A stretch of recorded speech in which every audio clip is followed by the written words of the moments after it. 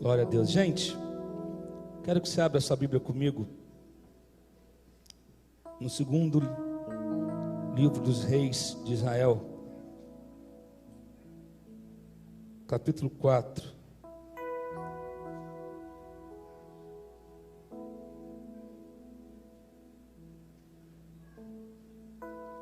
Nós vamos ler a partir do verso 38. Segunda Reis, capítulo 4.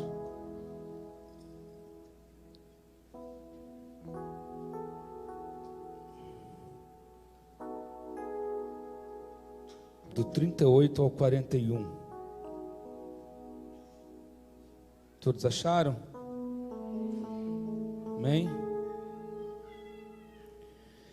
Depois Eliseu voltou a Gilgal. Nesse tempo, a fome assolava a região. Quando os discípulos dos profetas estavam reunidos com ele, ordenou ao seu servo: ponha o caldeirão no fogo e faça um ensopado para estes homens.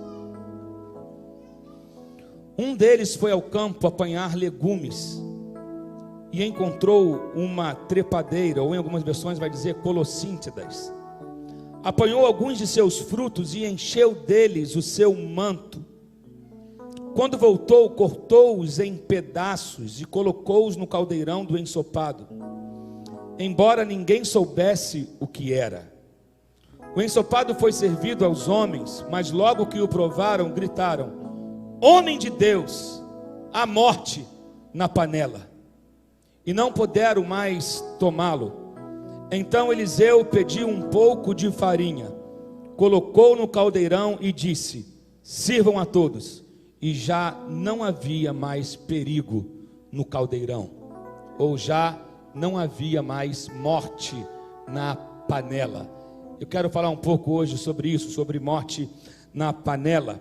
Havia um período de fome sobre a terra.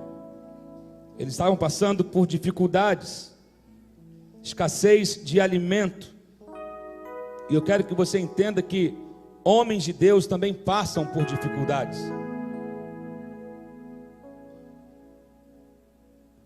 Eu vou repetir: homens de Deus também passam por dificuldades. Profetas também passam por dificuldades.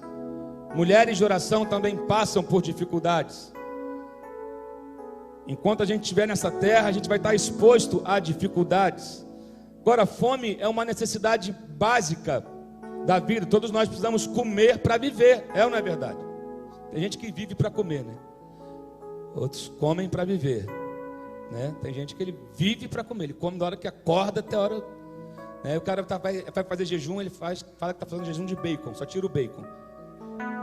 Mas ele come todo, né, um X tudo, tira o bacon que eu estou jejuando. Eu sei que aqui não tem ninguém assim não, né? Mas tem gente que é assim: eu estou de jejum de milho, quero um cachorro quente completo, sem milho, que eu estou jejuando. Né? Tem gente que ele vive para comer, mas havia fome na terra, e a fome era real. E diz a palavra que eles voltaram a Gilgal, e Gilgal significa círculo, Gilgal significa mover, Gilgal significa rolar. Quando Josué ele passou o Jordão, Josué e seu povo, eles construíram um memorial em Gilgal. Ali foi celebrada a primeira Páscoa em Gilgal, depois que eles atravessaram o Jordão. Então era um lugar que lembrava a eles uma virada de chave, um movimento, um mover, algo que foi movido da vida deles. Então era um lugar importante, tinha uma importância, tinha um memorial ali naquele lugar. Em Gilgal, Deus estava Deus removeu o peso da desonra do seu povo. Gilgal é o lugar onde Deus nos para transformar a nossa desonra em honra. Opa! Todos nós precisamos de tempo em tempo voltar a Gilgal. E ali Deus dá um trato na gente. Ele tira a nossa desonra e nos dá honra. Ele nos faz lembrar de onde nós saímos, de onde nós fomos tirados e que nós passamos certos rios, certas enchentes, certos mares na nossa vida e nós sobrevivemos a isso. Então, Gilgal lembra que você atravessou um rio, lembra que você já viveu debaixo de vergonha e que essa vergonha foi removida de você, porque eu rolei ela da sua vida, eu fiz ela ir para longe de você. E ali estavam eles, em Gilgal,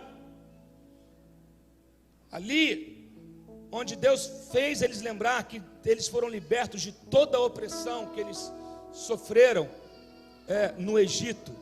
Em Gilgal, como eu disse, foi celebrada a Páscoa com Josué. Gilgal significa também reavivar. Amém? Tem pessoas que eu acho que nós precisamos buscar um reavivamento. Isso tem que ser uma sede constante em nós. Deus quer reavivar áreas da sua vida que estão mortas. Deus quer reavivar. Tem pessoas que estão mortas vivas. Não sente mais presença de Deus, não queima mais pela presença dele, ele só vive para si mesmo, é um egoísta, ele cultua a si mesmo, cultua a profissão, cultua o dinheiro, cultua o carro que tem, sabe? Ele pode ter princípios bíblicos, mas esqueceu para que ele foi criado, por qual é o propósito da sua existência. Então essa pessoa que já teve uma chama um dia, ela precisa passar por um reavivamento. Então, aí Deus às vezes nos para em Gilgal, para que nós possamos ser reavivados. Amém, queridos? Reavivados. E voltaram a Gilgal, a um lugar que ao mesmo tempo remetia coisas boas, remetia libertação, lembrava deles do tempo que eles foram escravos, e ali eles puderam comemorar a liberdade deles. A opressão já não existia mais, mas ao mesmo tempo que lembrava coisas boas, lembrava daquilo que Deus já havia feito, eles encaram uma nova dificuldade, que era fome. Tinham panela, mas não tinham comida. Tinham panela, eu não sei você, mas quando a gente chega em casa, depois de um dia cansado, morrendo de fome, a gente vai direto para o fogão para ver o que tem. Às vezes vai tomar banho primeiro? Não, vou comer primeiro que estou morrendo de fome, tomo banho depois. Quando a fome não está tão gritante assim, a gente toma um banho primeiro, já bota o pijama, desce para comer, depois escova o dente e vai dormir, né? Mas é muito bom você chegar em casa e encontrar o cheiro de um tempero, de uma comida. Não é bom? O alho frito, o refogado do feijão, né? Então um arroz com feijão e ovo frito. Não tem comida melhor. Ainda bota uma bananinha de lado. E farinha. Para que carne? Arroz, feijão e ovo.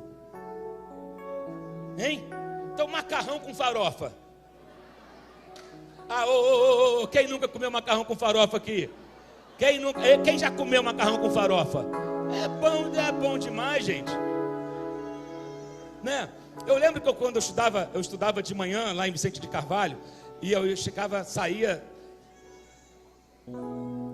meio-dia da escola, sei lá, meio-dia e meia, ou 15 para 1, não lembro. Eu saía no horário do almoço, eu chegava em casa, eu ia correndo para casa, eu passava assim pela casa de alguns vizinhos, tinha aquele cheiro de tempero bom, né? E quando chegava no meu quintal, eu sentia o cheiro do tempero da minha mãe, da farofa de banana que ela faz, que é maravilhosa. E às vezes tinha uma linguicinha frita que ela comprava na feira, ou então uma sardinhazinha que tinha assim, aquela sardinha da feira, que você passa na farinha e ela abertinha assim, fritava aquilo com arroz, feijão, farofa e sardinha, e suco de caju, porque refrigerante às vezes era uma vez por semana, porque não dava para comprar todo dia, e também suco de caju. Às vezes a festa era no domingo, chegar da igreja e comprar uma garrafa de Guaraná ou de Coca-Cola. Acho que tem gente com fome aqui hoje. Mas quando você está com fome, normalmente você vai na fonte para comer. A fonte de uma casa é o fogão. É onde as panelas ficam repousando. Tem um paninho de prata em cima da panela. Você vai, tira o pano de prata, abre a tampa e vê o que tem. Um ensopadinho de cenoura com carne moída. Adoro. Ensopadinho de cenoura com carne moída. Fernanda hoje fez, como eu não estou comendo carne, ela fez uma massa hoje com cogumelo e com vagem. E com molho, ficou top. Com molho de berinjela. Tirou onda. Sobrou? Um dos conflitos que a gente tinha durante um bom tempo no nosso casamento, sabe qual era? Eu vou desabrir aqui. É que ela só fazia a conta de eu e ela comer, não tinha o retornelo, não tinha o bis. Aí eu comia com a vontade, aí tipo, estava gostoso, eu quero de novo. Eu só fiz para nós dois. Eu falei, minha querida, tem que sobrar, amada. Amada, só que começou a sobrar. E a sobra, esse é o problema da sobra, gente, que sobra onde não deve. Não é verdade? Né? Então a gente tem que, né? Bom, vamos voltar para o assunto, então. E por conta, na verdade, todos nós temos fome. Tem a fome física, que é essa que eu estou falando, de você chegar em casa, de você sair daqui hoje, você vai querer parar lá na barraca para comer um cachorro quente. Tem um lugar aqui que eu sei que é um point, que todo mundo vai, que eu não sei o nome, que me falaram, eu esqueci. Hã? Na Preguiça? Largo da Preguiça? Depois de passar o jejum, tem que me levar nessa fita aí. Entendeu? Todo mundo vai na Preguiça. Fala que é uma outra congregação da IPAN lá quando termina o culto. Dá para fazer um ponto de pregação lá, né? Esse é um tipo de fome natural. Todos nós temos fome. Mas também tem outro tipo de fome, a fome espiritual, a fome da alma. Fome de amor, fome de perdão, fome de entendimento, fome de compreensão. Há uma fome na terra, as pessoas estão famintas, estão por todos os lados procurando nas panelas, mas elas não estão encontrando o alimento adequado de maneira que suprem as suas necessidades. Então há uma fome generalizada. O problema é que nesse afã, nessa correria de querer suprir essa nossa fome, às vezes a gente pega veneno achando que está pegando coisa boa. A gente vai cheio de boa intenção e a gente se deixa levar pela aparência, se deixa levar pela fama, se deixa levar por uma série de coisas. E a Bíblia vai dizer, há caminhos que ao homem parece ser bom, mas o seu final é de morte. Você não pode acreditar em tudo que você vê, em tudo que você ouve. Você precisa ter discernimento. Mas eu entendo que às vezes a fome, tem gente que com fome fica mal-humorado. Eu não conheço ninguém assim. Você conhece alguém que fica mal-humorado quando está com fome? Você fica? Hã? Como você fica mal-humorado, né? Está de cara amarrada. E sabe, e as pessoas começam, por conta dessa carência, dessa fome, dessa impaciência nossa de cada dia também. A gente tem isso, a impaciência nossa de cada dia. E a gente quer resolver a questão dessa fome que o arroz não supre, que o hambúrguer não supre, que a picanha não supre. Há uma fome que é mais dentro, que é mais na alma, que comida não dá jeito. E aí começamos a ir em busca dessas coisas, e aí a gente começa a achar coisas que são interessantes aos nossos olhos, mas a gente não conhece a essência. É bonito, parece que é, mas não é. Lembra de Denorex? Parece que é, mas não é. Antigo isso, gente. A gente nem sabe o que eu estou falando aqui. Deixa isso para lá. Eu não sei se você já se confundiu com algo. Parece que é saudável. Tem muita coisa que você olha, acha que é saudável, que está comendo veneno de verdade. Então, esses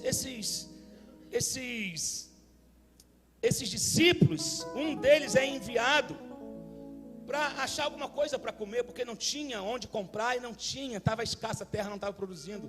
E até que eles olharam e na verdade parecia-se com pepino e não era meio que uma cabaça, e aquilo eles parecia com algo que eles conheciam, mas na verdade não era. Quando partiram e botaram na panela, viram que era parecia abobrinha, alguma coisa desse sentido, mas não era, só parecia. Ele não conhecia direito, ele deixou se levar pela aparência, e ele traz aquilo, mas na verdade ele estava trazendo veneno para dentro daquela panela. Parecia algo bom, mas não era. Pareciam que eles conheciam os frutos, mas eles não conheciam. E eu quero que você entenda algumas coisas, que a morte na panela, ela pode existir dentro de uma estrutura sólida e organizada. Era uma escola de profetas. Estavam aprendendo com um mestre ali, que era Eliseu.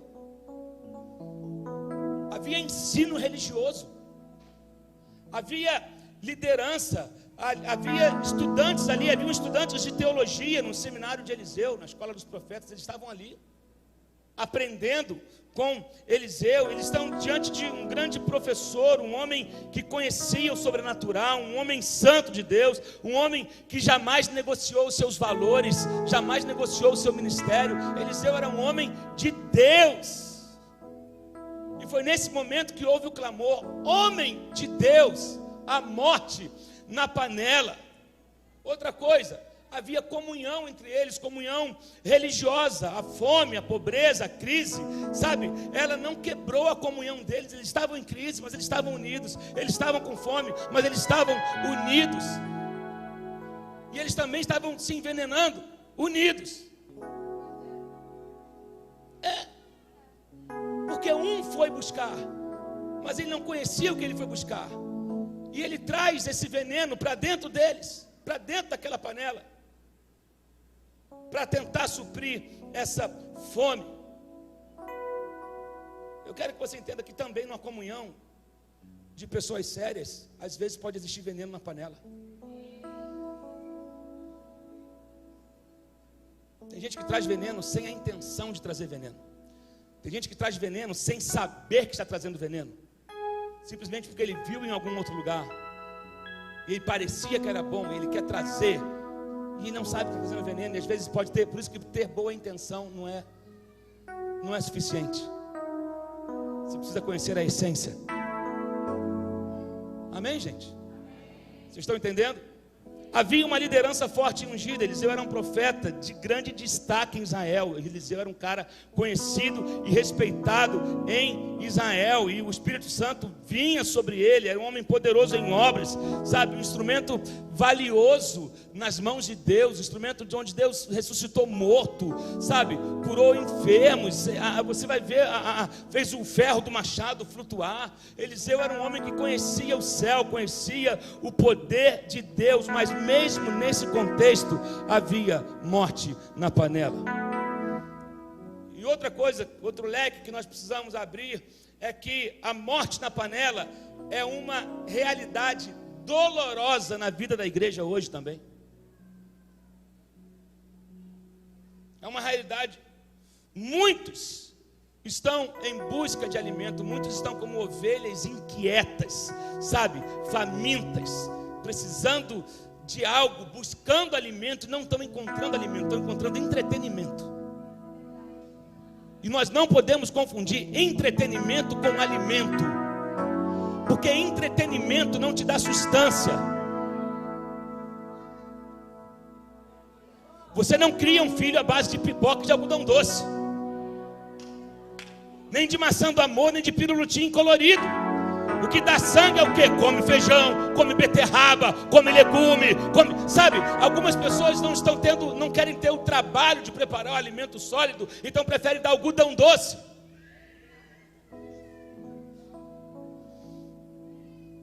Porque é rosinha, porque é azulzinho, porque brilha mais, porque não dá tanto trabalho. Não confunda entretenimento com alimento. Não significa que porque tem pisca-pisca que o Espírito Santo está brilhando ali.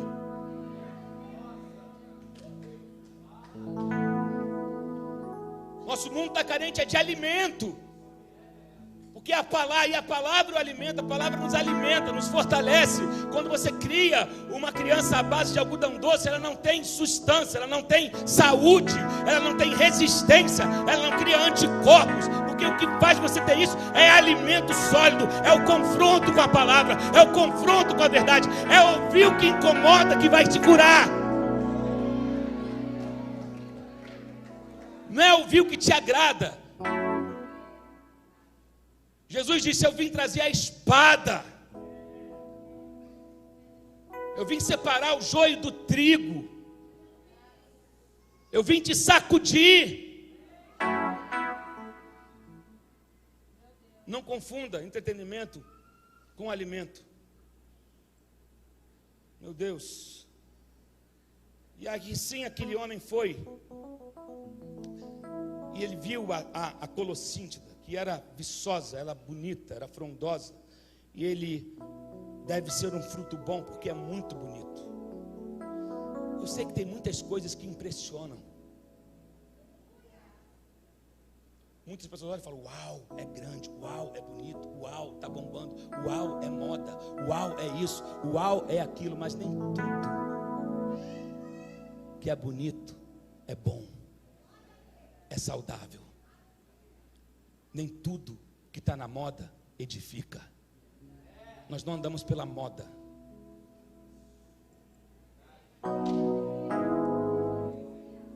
O evangelho não é uma roupa que você veste que está na moda e depois sai da moda. O evangelho é uma coisa única. A mensagem é única. A mensagem da cruz, a mensagem da renúncia, a mensagem do não mais eu, mas Cristo em mim, a esperança da glória. Eu vivo para Ele, eu sou dele, os meus dias são dele. E aí por isso eu renuncio o pecado, eu renuncio o adultério, eu renuncio a pornografia, eu renuncio a mentira, eu renuncio a mim mesmo, porque eu sei que tem um Deus que me vê e que, oh meu Deus, eu não posso brincar com isso. Principalmente você que foi criado na casa de Deus, teve acesso ao sobrenatural, está desprezando um legado que foi deixado para você.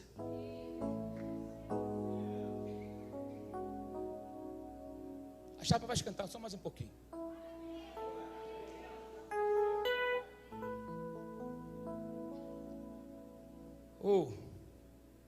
Tem muitos ensinos hoje, muitas teologias, muitos tipos de teologia para se escolher, muitos tipos de igreja onde as pessoas, se elas são confrontadas de umas, elas saem e vão para outra, porque lá acham uma palavra mais relax. Muitas coisas bonitas, impactantes, mas que não são bíblicas, são venenosas. Muitas fórmulas criadas para descobrir, para crescer, para muitos modelos criados, que são invenção humana. Aí colocam um rótulo bonitinho, e aí você acha que está comendo comida boa. Daqui a pouco você está tudo contaminado. Sabe? Todos nós temos necessidade. Por exemplo, temos necessidades emocionais. Casar, encontrar alguém, ter filhos, ser amado. Ser amado, eu preciso ser amado. Todos nós, temos esse desejo, essas nossas carências emocionais. Precisamos de carinho, precisamos. Claro, todo mundo gosta de ser bem tratado, de ser bem cuidado, de não ficar vivendo na solidão, conviver com a ausência de um ente querido, fica uma lacuna. E aí, são nessas horas de fragilidade humana que aparecem as coisas que parecem que vão nos saciar e nos enganam. Alguém morreu, eu vou te levar num lugar que você vai conseguir falar com ele de novo. Engano. Porque Deus proibiu, não tem comunicação com aqueles que morreram. Mas alguém te prometeu, contou uma história bonita que ia conseguir, aí você vai, está sendo enganado.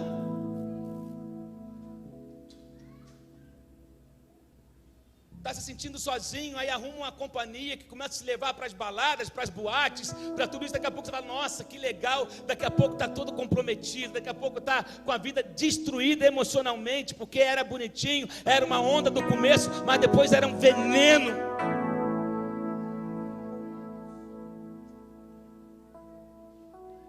Essa busca por saciar essa carência da alma, isso gera uma ansiedade, e aí sempre tem gente, deixa eu te falar, tem sempre alguém para investir na sua disfunção. Eu vou repetir, presta atenção aqui, por favor. Tem sempre alguém para investir nas suas disfunções.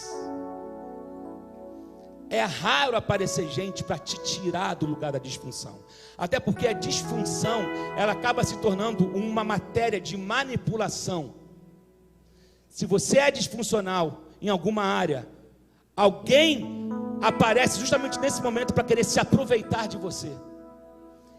E aí começa a querer mandar na sua vida, dizer o que você deve, o que você não deve, o que você pode, o que você não pode. E aí você se torna massa de manobra, porque você está carente. Cuidado, tem pessoas que são expert em se aproveitar da carência alheia.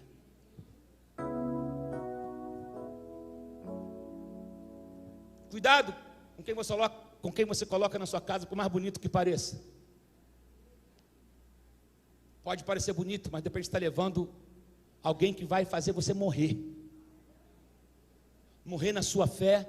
Estou falando só aqui da morte física, não, também pode acontecer, mas estou falando de morrer na sua fé, morrer nos seus princípios, morrer nos seus valores. O casamento está em crise, aí o cara recorre à pornografia. E aí pela porta da pornografia entra uma série de consequências na vida do casal. Porque é uma carência, é uma fome. Sabe, por exemplo, todo enfermo também sonha com a cura. E tem gente que na busca por essa cura, ele já tentou de tudo, aí ele recorre a cirurgias espirituais. Ali tem alguém que cura, que faz uma cirurgia, que abre você, opera e tira de você o mal que está em você. Não sabe, está levando maldição para dentro de casa, maldição para dentro do seu corpo. Só existe um que cura, esse se chama Jesus. O restante é engano. Só há um que cura, é Ele. E nessa busca muitas pessoas vão se envenenando, vão se iludindo, vão se decepcionando, são extorquidas por homens que se dizem de Deus.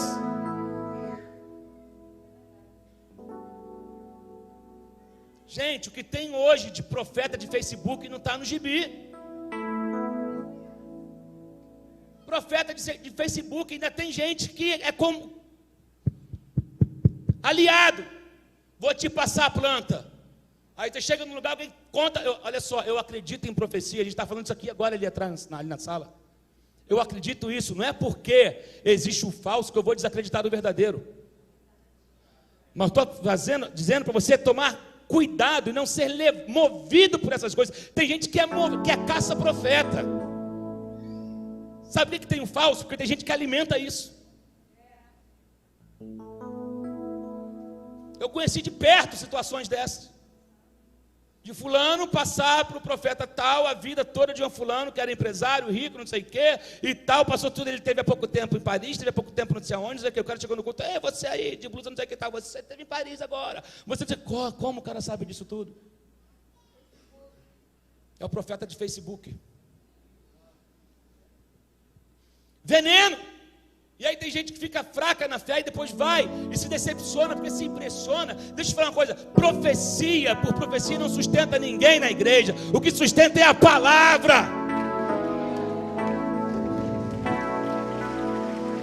Só que as pessoas querem buscar um fast food religioso, um fast food gospel. É quase um aplicativo para encomendar o meu milagre e a minha bênção para chegar em 20 minutos. E aí nisso tudo vai se envenenando. Se iludem, se decepcionam. E se é tomado por essa ansiedade que quer resolver essa questão dessa fome com a própria força. E esquecemos o que diz lá em 1 Pedro 5,17, dizendo 5,7, que diz: lançai sobre ele toda a vossa ansiedade, porque ele tem cuidado de vós. E aí, quando eles provaram da comida, eles gritaram: esse é um gosto amargo. Homem de Deus, a morte na panela, esse caldeirão está contaminado, tem morte aqui nessa panela. E o profeta diz o seguinte: me dá um pouco de farinha. Ele colocou a farinha na panela e aquilo que era mal foi transformado em algo bom. Estamos no ano da transformação. Deus quer transformar o veneno da tua vida em saúde, em comida, em remédio, em cura. Quem crê nisso, dá glória a Deus aí. É o ano da... Talvez você levou algumas coisas para dentro da sua vida, da sua casa, achando que estava fazendo bem, você levou veneno. Mas a farinha hoje, para transformar o seu veneno em bênção, em remédio, em cura, vai haver transformação na tua casa, porque há farinha para todos. O próprio Jesus disse: eu sou o pão da vida. Antes do pão ser pão, ele era farinha. Antes de ser farinha, ele era trigo. O trigo é colhido e ele tem que ser triturado para se transformar em farinha. Então, por isso a simbologia da farinha.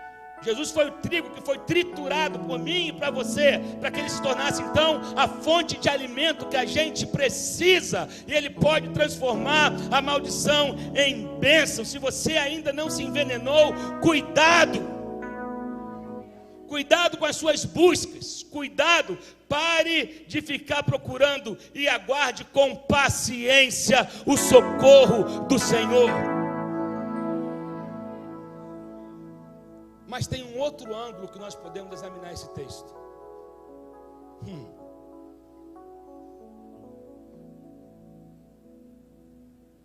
E quando você se torna o veneno?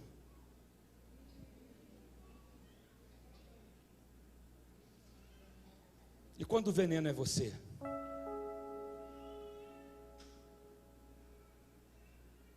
Aquele que gosta de contaminar a panela.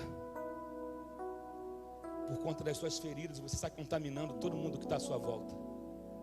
Porque você foi ferido, você sai ferindo a todos. Porque você não concorda com algo, você sai contaminando a todos e minando.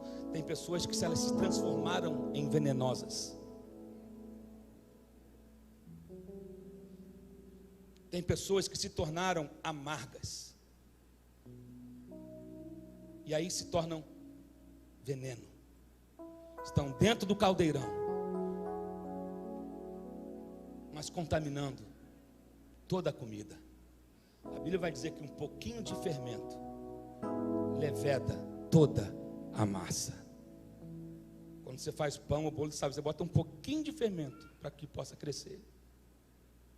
Algumas pessoas se tornaram venenosas, que elas contaminam tudo que estão ao seu redor, e elas se valem do direito de, tipo, eu estou ferido, eu estou magoado, eu estou isso, eu estou aquilo, então eu estou no direito, eu vou. Cuidado para o seu direito não arrastar um monte de gente para fora da igreja. É tempo de ser curado. É tempo de ser restaurado, até para você. Jesus é a farinha que você precisa. Jesus pode tirar a amargura da tua vida. A amargura que talvez um ministério tenha te causado, que um líder tenha te causado, ou que uma pessoa tenha te causado, e você se transformou nessa pessoa amarga. Essa farinha, ela é para você também hoje. Para você que está descrente de tudo e de todos, para você que diz: eu não acredito mais em nada, mais em ninguém. Há uma farinha hoje para resgatar a tua fé, para restaurar, tirar todo o mal que foi lançado sobre você, e para trazer cura para a tua vida, sabe? Jesus é essa farinha que a gente precisa. Uma vez eu li algo, eu não lembro aonde, mas eu lembrei dessa história, que eu não lembro quem foi o autor, mas conta que um menino chegou em casa e disse assim para o seu avô, que estava com muita raiva de um colega da escola. Vô, estou com muita raiva de um menino na escola que vive pegando no meu pé, vive fazendo bullying comigo, vive implicando comigo. Eu estou com muita raiva dele. Se eu pudesse, eu batia nele até não aguentar mais. Estou com muita raiva dele. Aí o avô desse menino pegou ele, levou para o quintal onde tinha um lençol branco estendido no varal secando. E o avô falou assim para o seu neto: imagine que esse lençol é o seu colega. E deu a ele um saco de carvão. Aí disse para ele assim: comece a jogar agora esse carvão nesse lençol branco. Esvazia o saco. Pega esse carvão e vai jogando nesse lençol. Vai. Lança como se fosse seu colega. Vê o seu colega nesse lençol e sai jogando esse carvão. E disse que o menino, com muita ira, muita raiva, foi pegando aquele carvão e jogando no lençol, e jogando no lençol, e jogando no lençol, e jogando. Daqui a pouco o lençol estava todo preto, todo sujo, e acabou o carvão. Aí o avô disse para ele: agora olhe para você.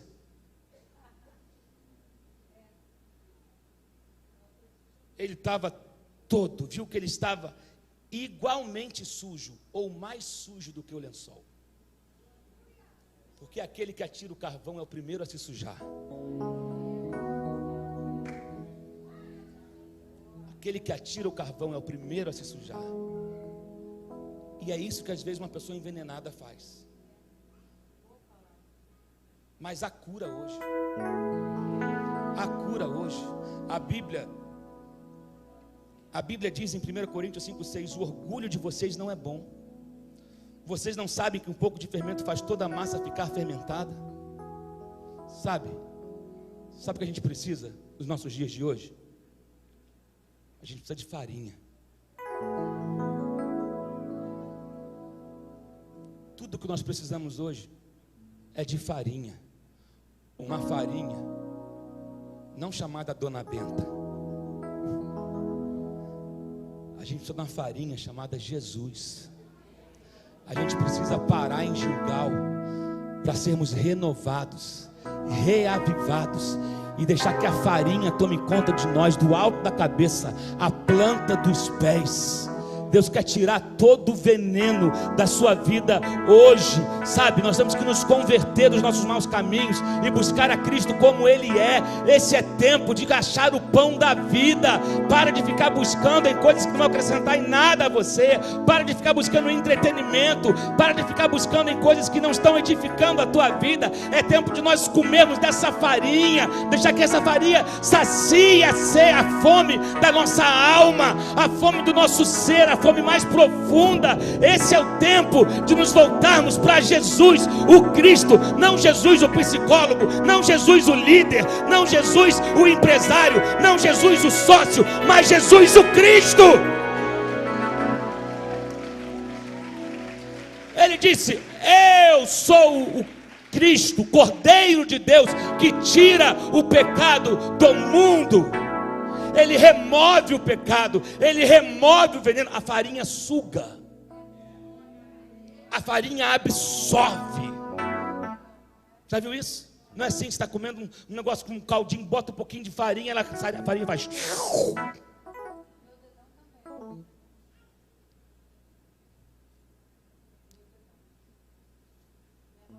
Emplastro, não é que se fala?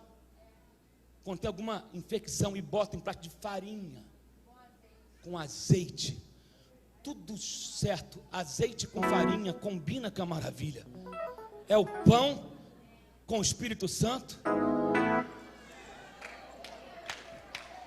Ei, Jesus tem farinha e azeite para você hoje. Quando essa dupla está junta, não há quem segura. Há um pai comandando, e aí entra o filho, entra a farinha com o azeite, que é o Espírito Santo. Suga toda a infecção, suga todo o veneno, suga tudo que está te matando. Essa é a noite da tua virada. Quase que eu caio aqui.